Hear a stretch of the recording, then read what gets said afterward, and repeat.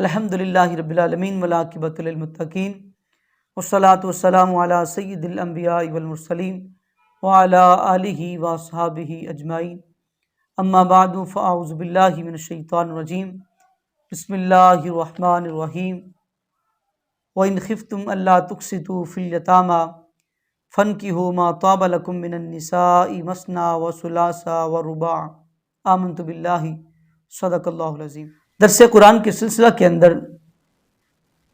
आज हमारी सूरत निसा की आयत नंबर 3 है। इससे कबल आयत के अंदर अल्लाह रब्बुल इज़्ज़त ने अपने हक को बयान किया, यानी कि हुकूकुल्लाह को बयान किया, और फिर हुकूकुल इबाद को जिक्र किया। उनमें रिश्तेदारों के हक को भी बयान किया गया, फिर यतीमों के हक को भी बयान किया गया। आज की जो आया मुबारक है, इस आया मुबारक के अंदर अल्लाह रब्बुल इज़्ज़त ने इरशाद फरमाया व इन खिफ्तुम अल्ला तुक़सितू फिल यतामा, फरमाया कि अगर तुम्हें खौफ हो कि तुम इंसाफ ना कर सकोगे, फिल यतामा, मुफस्सिरीन फरमाते हैं कि यहाँ से यतामा से मुराद यतीम बच्चियाँ हैं। फन्किहू मा ताब लकुम मिनन निसाई, फरमाया कि अगर यतीम बच्चियों के हवाले से तुम इंसाफ ना कर सको तो उनके अलावा जो है उन औरतों से निकाह करो जो तुम्हें पसंद हैं। मसना व सुलासा व रुबा, फरमाया कि चाहे 2 करो, चाहे 3 करो, चाहे 4 करो। अब इस आयत मुबारक के हवाले से जब उम्मुल मोमिनीन आयशा सिद्दीक़ा रज़ियल्लाहु ताला अन्हा से पूछा गया कि इसका शान नुज़ूल क्या है, ये आयत मुबारक कब नाजिल की गई, तो उम्मुल मोमिनीन आयशा सिद्दीक़ा रज़ियल्लाहु ताला अन्हा अब फरमाती हैं कि कुछ लोग ऐसे थे कि जिनकी परवरिश के अंदर यतीम बच्चियां थी। अब जो यतीम बच्चियों की परवरिश करने वाले थे वो माल के अंदर शरीक होते थे और वो चाहते थे कि ये माल कहीं और ना जाए, वो बच्चियों को भी नहीं देना चाहते थे। तो फरमाया कि वो लोग जो हैं उन बच्चियों से निकाह कर लेते थे और ना तो उनके हक महर को जो है पूरा अदा करते थे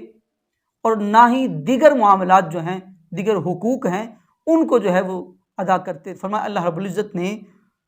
उन लोगों के मुतल्लिक़ ये आयत मुबारक नाजिल फरमाई और उन्हें फरमाया कि अगर तुम्हें इस बात का खौफ हो कि तुम यतीम बच्चियों के हक को अदा नहीं करने वाले, तुम अदा नहीं कर सकोगे, या तो हक महर पूरा ना देकर या दिगर जो हुकूक है उनको अदा ना करके, तो फरमाया कि फन की हुमा ताबा लकुम निसा, फरमाया कि फिर इनके अलावा जो दिगर औरतें हैं उनमें से जो है जो औरतें तुम्हें पसंद हो उनसे निकाह करो। तो अब इस आयत मुबारक के अंदर उन यतीम बच्चियों के हक को भी तहफ़्फ़ुज़ दिया गया और दूसरे माना के अंदर वो यतीम बच्ची जो किसी की निकाह में आ जाती थी और उससे उसके हुकूक नहीं दिए जाते थे, ना ही हक महर के हवाले से, ना दीगर हुकूक जो है, तो अल्लाह रब्बुल इज़्ज़त ने उस बीवी के हक को भी तहफ़्फ़ुज़ दिया कि अब अगर वो बीवी बनाई है, उससे निकाह किया है, तो अब उसे जो है वो मुकम्मल जो है वो हुकूक दिए जाए। इंशाअल्लाहुल अज़ीज़ बीवी के हुकूक के हवाले से भी बयान किया जाएगा, लेकिन आज की जो हमारी गुफ्तगू है वो ये है फन्किहू मा ताबा लकुम मिनन निसा, कि निकाह करो उन औरतों से जो तुम्हें पसंद हो। अब अल्लाह रब्बुल इज़्ज़त ने इंसान को कायनात के अंदर फजीलत अता फरमाई और तमाम मखलूक़ात पे फजीलत अता फरमाई और इससे ऐसी खूबियाँ अता फरमाई कि जो किसी और में बैक वक्त जो है वो नहीं पाई जाती। जिस तरह के इंसान को अक्ल का नूर अता फरमाया, इंसान को एहसास अता किया, ख्वाहिश अता की, ये 2 चीज़ें ऐसी हैं कि जो दिगर मखलूक़ात के अंदर बैक वक्त जो है वो नहीं पाई जाती। जिस तरह के मखलूक़ात के अंदर फरिश्ते हैं, उन फरिश्तों के अंदर अक्ल तो है लेकिन उनके अंदर ख्वाहिश नहीं है,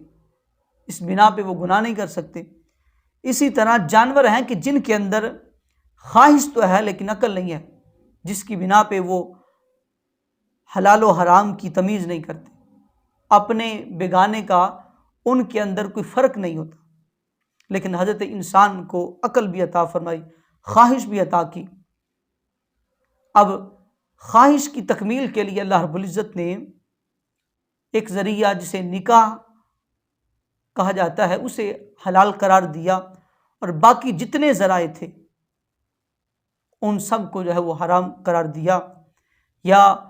जिन रिश्तों के साथ निकाह करने से जो है मुआशरती लिहाज से या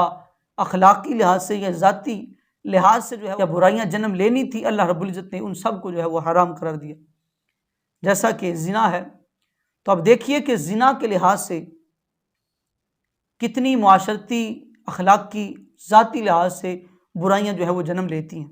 अल्लाह रब्बुल इज़्ज़त ने इसको भी हराम करार दिया। और फिर वो मुहर्रमात, वो रिश्ते के जिनको हराम करार दिया, अगर आप उनके अंदर गौर व फिक्र करें, उनको देखें, तो आपको ये बात बखूबी मालूम होगी कि उनके साथ निकाह करने के अंदर कोई ना कोई ऐसी खराबी ज़रूर पैदा होती है जिसकी बिना पे अल्लाह रब्बुल इज़्ज़त ने उनसे निकाह को जो है वो हराम करार दिया। अब निकाह एक ज़रिया है जो हलाल है, जिससे इंसान की ख्वाहिश की तकमील होती है, लेकिन ये फ़कत ख्वाहिश नहीं होती, इसके तहत जो है अल्लाह रब्बुल इज़्ज़त की हिकमतें हैं, और ये ख्वाहिश भी किसी मकसद के तहत। और वह मकसद क्या है? वो ये है कि इंसान की नस्ल की बका हो सके, इंसान की नस्ल का जो सिलसिला है वो चलता रहे। और फिर आका करीम अलैहिस्सलाम ने निकाह के जो मकासद हैं, निकाह की जो हिकमतें हैं, उनको बयान करते हुए महबूब अलैहिस्सलाम ने इरशाद फरमाया, या माशर शबाब, फरमाया जवानों,